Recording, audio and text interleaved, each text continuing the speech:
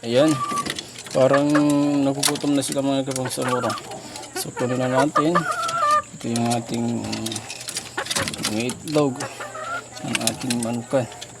So parang siyam lang yung naging itlog nila guys. Kasi nung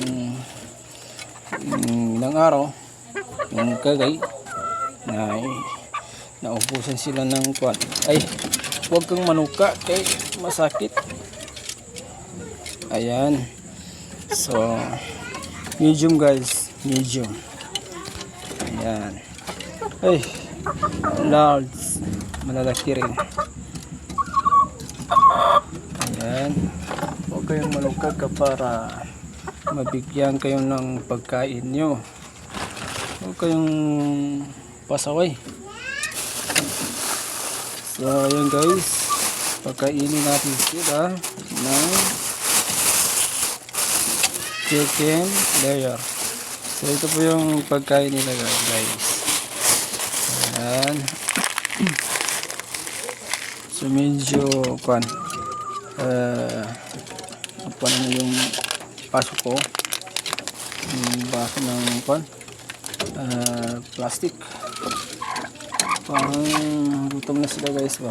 Parang nauhaw. Parang gamalan. Buhay.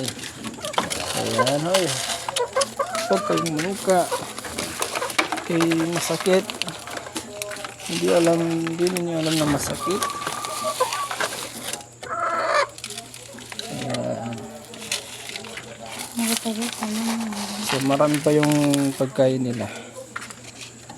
Ayan.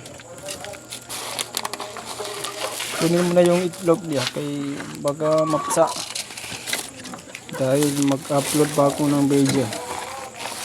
So dito na ako matulog sa pitan. Meron sa'yo pare. Bakit pitang agagpan ang baso? Huwag kang eye blood. Ay, ano mga klaseng umanap to? Ba't nanunukag kayo? Ay, siguro nakuan hindi pa na niya gamalan silang guys, nauhaw na, kaya yan parang mahirap magtagalog, parang nahubusan ako ng mga salita. So ganyan talaga mga kapatid, kaya labanan. So una sa lahat ay magtimpla tayo ng kanilang iinumin dahil wala na silang tubig. So papainin natin ay Bitlin Pro para maganda ang kanilang pangangatawan.